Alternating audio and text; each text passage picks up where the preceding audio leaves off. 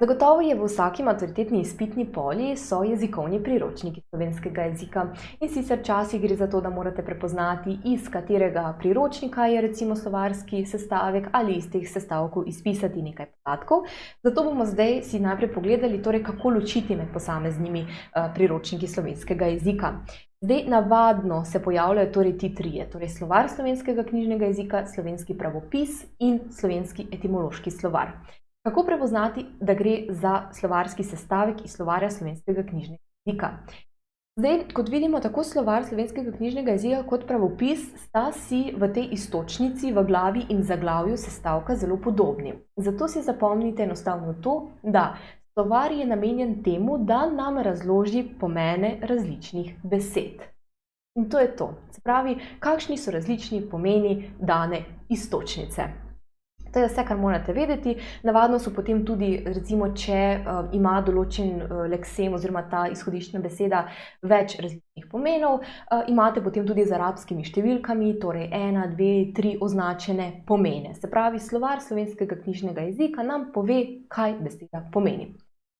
Medtem ko slovenski pravopis pa se bolj osredotoča na različne, recimo, oblikovne posebnosti. Se pravi, ali pride do kakšne premene, ali so kakšne, ne vem, posebne končnice v določenih sklonih.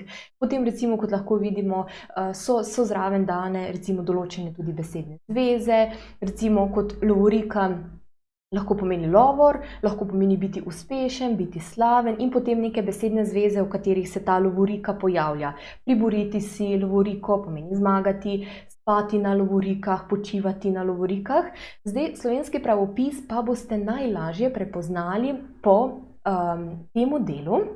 In sicer tukaj, čisto na koncu, je z dvema ravnima črtama, v bistvu kaže na nek splošen pomen. Se pravi, slovenski pravopis ima ta splošen pomen lovorike, ki je pač po uspehu, zmagati, popustiti v prizadevanju, vedno označena oziroma zapisana med dvema ravnima črtama. In na tak način boste recimo tudi lažje prepoznali slovenski.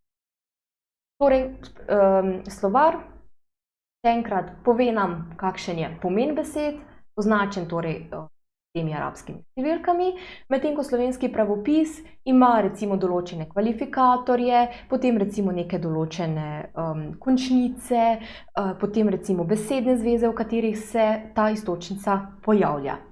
Potem je pa slovenski etimološki slovar. Slovenski etimološki slovar preučuje, nam daje podatke o izvoru in razvoju besede.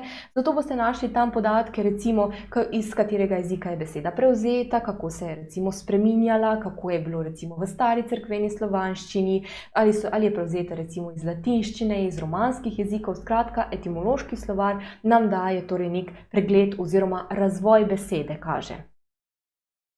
Še enkrat, da bi res razumeli razliko med slovarjem slovenskega knjižnega jezika in slovenskim pravopisom, si še torej enkrat poglejmo na primeru. Zdaj, tako slovar slovenskega knjižnega jezika kot pravopis imata enako glavo in zaglavje. Torej, imamo iztočnico, slovar, potem končnico v rodilniku, ednine, torej slovarja, podatek o slovničnem kvalifikatorju, se pravi, da je samostalnik moškega spola, in na koncu še podatek o naglasu. In če pogledamo, ima dejansko slovenski pravopis podobno oziroma zelo, zelo podobno strukturo, s tem, da še enkrat slovenski pravopis nam daje še neke dodatne oblikoslovne podatke o besedi, recimo, če pride do kakšne premene. Recimo, tukaj že vidimo, v urodniku ima končnico M, torej slovar je. In potem še enkrat, zopet lahko vidimo različne besedne zveze, v katerih se recimo slovar pojavlja, kakšne slovarje poznamo, pravopisni, razlagalni, slikovni, in še enkrat, se pravi, da slovar v tem ožjem pomenskem okolju pomeni torej besedni zaklad oziroma besedje. Včasih se zgodi tudi, da morate na maturi označiti posamezne dele slovarskega sestavka, zato bomo zdaj tudi to zelo na kratko ponovili. Se pravi, slovarski sestavek, konkretno zdaj iz slovarja slovenskega knjižnega jezika, ima torej najprej glavo.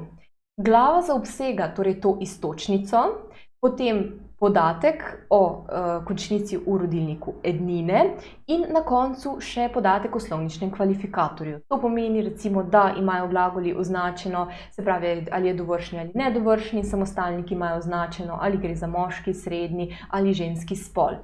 Torej, kot že rečeno, vse to je glava. Zaglavje sestavlja podatek o naglasu, medtem ko vse ostalo, tukaj od prve arabske številke pomena naprej, pa imamo to pomensko, se pravi, pomensko polje. Se pravi, ta pomenski del, ki v bistvu vključuje vse te pomene, označene, kot še enkrat rečeno, z arabskimi številkami in pa tudi frazeološko in terminološko gnezdo. V frazeološkem gnezdu boste našli tipične frazeme, ki se pojavljajo z to iztočnico, v terminološkem pa recimo različne besede iz v bistvu različnih strokovnih področij, kako je recimo v medicini, kako je v geografiji, ne vem, kako je v kemiji, kratka, vse ostalo je pa to pomenski del.